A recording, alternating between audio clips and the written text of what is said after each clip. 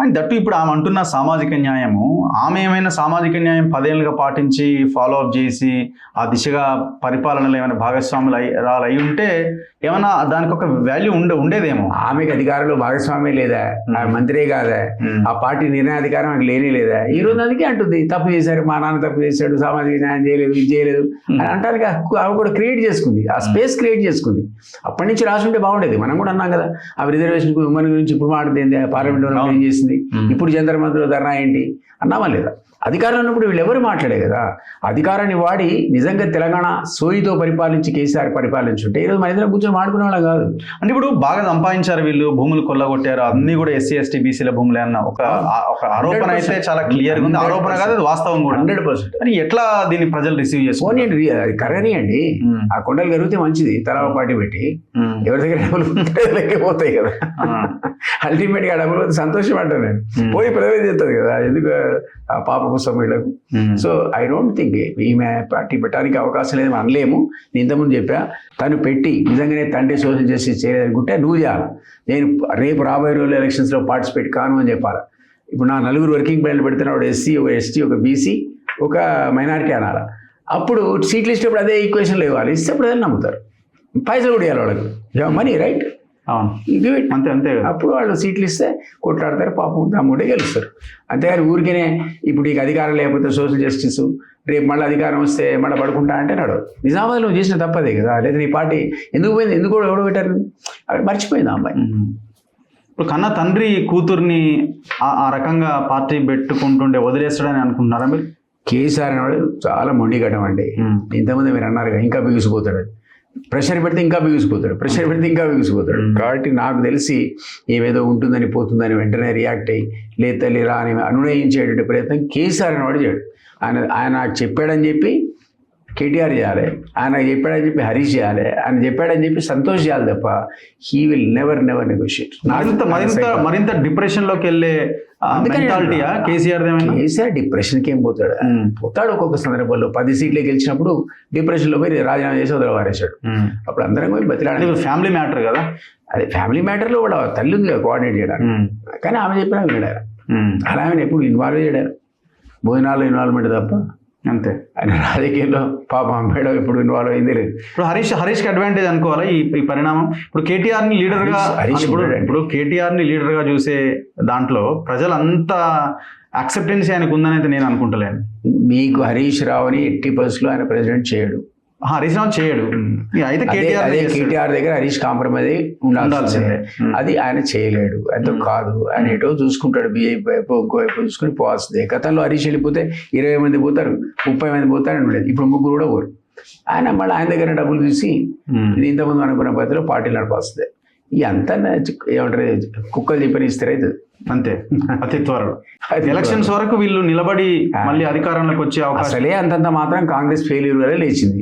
ఆ లేచిన కాస్త ముక్కను 4 ముక్కలు వస్తున్నారు కేక్ని. అది అన్ఫార్చునేట్. మేమంతా కేసీఆర్ గారి విధానాలకు వ్యతిరేకమైన మేమే యాక్సెప్ట్ చేసాం, అయ్యో కాంగ్రెస్ ఫెయిల్యూర్, అనుకోని రీతిలో ఫెయిల్యూర్ అయింది కాబట్టి మళ్ళీ ఏది అంటే బీజేపీ లేవట్లేదు, ఇది బహుశా మరి బీఆర్ఎస్కి అడ్వాంటేజ్ ఏమనుకున్న సందర్భంలో ఈ ముస్లిం పోవడం అనేది ఆ పార్టీకి చాలా చాలా నష్టదాయకం. సో ఈ పరిణామము కాంగ్రెస్కి అడ్వాంటేజ్ గా మారే అవకాశం ఉందా? కాంగ్రెస్ ఎక్కడదండి, అసలు ఎగిరిపోయింది. ఇప్పుడు లోకల్ పార్టీ పెడితే కాంగ్రెస్ 3rd ప్లేస్. ఎవరికి అడ్వాంటేజ్? మీకు బీజేపీకి అడ్వాంటేజ్, లేకపోతే కొత్తగా వచ్చిన 4th ఫ్రంట్కి అడ్వాంటేజ్, అంతే తప్ప బీఆర్ఎస్ 2nd ప్లేస్ ఉంటే 3rd ప్లేస్ కాంగ్రెస్ ఉంటుంది. ఆ బీఆర్ఎస్ 2nd ప్లేస్ ని ఏమై మళ్ళీ 3rd ప్లేస్ నడుపుతారు. It will be fight between, ఏది 2nd ప్లేస్ కు fight between BRS and Congress. First place కాదు, first place is foregone conclusion అది బీజేపీ గారు. ఈ ఇతర శక్తులు ఏవైతే సామాజిక శక్తులు అని మాట్లాడుతున్నారో వీళ్ళంతా కూడా ఈసారి బీజేపీ వైపు చూస్తారు. ఎందుకంటే ఒకసారి మీరు 10 years బీఆర్ఎస్కి ఇచ్చారు, ఇప్పుడు ఈసారి టర్మ్ అంతా మీరు కాంగ్రెస్కి ఇచ్చారు. వీళ్ళనే మళ్ళీ బీఆర్ఎస్కి ఏమంటే అంత తొందరగా ఇవ్వరు. సో ఆలోచిస్తే ఇంకో 3rd ఫ్రంట్ బీజేపీకి ఇవ్వని పరిస్థితి వస్తుంది. ఇప్పుడు కాంగ్రెస్ బీఆర్ఎస్ లేచే అవకాశాన్ని కూడా ఇట్లాంటి ఇన్ఫైటింగ్ల వల్ల, ఓపెన్ ఫైట్ వల్ల అది తగ్గిపోతుంది బీఆర్ఎస్. సో మీరు ఎట్లా అంచనా వేస్తున్నారు రేవంత్ రెడ్డి స్ట్రాటజీ ఏంటి బీఆర్ఎస్ విషయంలో? మీరు ఎట్లా అంచనా వేస్తున్నారు? అంటే తను ఆ పార్టీ హైకమాండ్ ఒక ఆలోచన అయి ఉంటుంది బీజేపీని కొట్టేదాని విషయంలో. ఇక్కడ రేవంత్ది మరి సేమ్ హైకమాండ్ ఆలోచనైనా సొంత ఎజెండా ఆలోచన ఏమైనా ఉండొచ్చా? రేవంత్ రెడ్డి డెఫినెట్లీ వ్యూహకర్తే కదా, అతను కూడా డబ్బులున్నాయిగా. వీళ్ళని కొట్టడానికి అందరూ డబ్బులే. ఒకటి రూలింగ్ పార్టీకి లోకల్ ఎలక్షన్స్లో ఎప్పుడూ అడ్వాంటేజ్ ఉంటుంది. ఎవడైనా థర్డ్ ప్లేస్ ఉన్నా థర్డ్ని 1 కింద కన్వర్ట్ చేసుకోగలుగుతారు, అందరిని తీసుకొని డబ్బులు ఇచ్చి కొనుక్కుంటారు రేపోతున్నా. కాబట్టి ఇప్పటికిప్పుడు కాంగ్రెస్కున్న ప్రమాదం ఏం లేకపోయినా ఈ రిజల్ట్ అనేది రాబోయే ఎమ్మెల్యే ఎంపీ ఎలక్షన్స్ మీద రిఫ్లెక్ట్ అవుతుంది. కాంగ్రెస్ని ఆల్మోస్ట్గా పాత్ర పెడతారు అప్పటికి.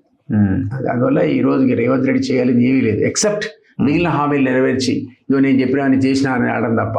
దానికి అవసరమైన నిధులు ఆయన సమీకరించుకోగలుగుతాడా? ఈరోజు ఆ శక్తి ఉందా? ఆయనే చెప్పుకుంటాడు కదా, నాకు శాత కాదు, నాకు ఎవడి ఎట్లేదు, నన్ను దొంగ చూసినట్టు చూస్తున్నారు, మీరు కావాలంటే కోసుకొని తినండి ఆయన చెప్పాడు ముఖ్యమంత్రి. ఇంకా మనం ఏం మాడతాం ఆయన గురించి? ఆయన శాతగా అని చెప్పేశాడు.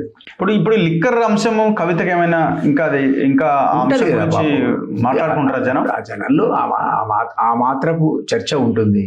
కానీ కరప్షన్ కానీ లిక్కర్ కానీ రాజకీయాల్లోకి వచ్చేవరకల్లా అంత తీవ్రమైన ప్రభావాన్ని ఓట్ల మీద చూపించవు.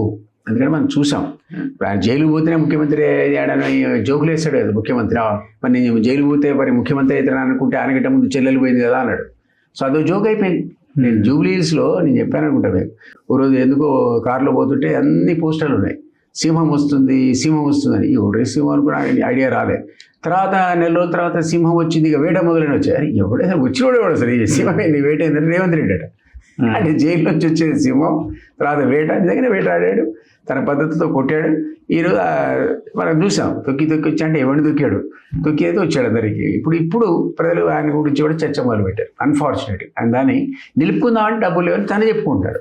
డబ్బులు ఉంటే ఇవన్నీ చర్చలు రావు అసలు. నీ డబ్బులే లేవు, ఇచ్చేవాళ్ళు లేడు, నన్ను దొంగ చూసినట్టు చూస్తాను నువ్వే చెప్పుకుంటే ఎవడు అన్నాడు? మరి దొంగతనం చేసి జైలుకు పోయాడు, అందుకే దొంగ అంటారు. Anyway thank you very much sir. చూద్దాం రాబోయే రోజుల్లో ఎట్లా ఉంటాయి రాజకీయాలు. Thank you very much. ఇది RLD chief, Telangana RLD chief Dilip Kumar గారితో స్పెషల్ ఇంటర్వ్యూ. చూస్తూనే ఉండండి మన తొలి వెలుగు.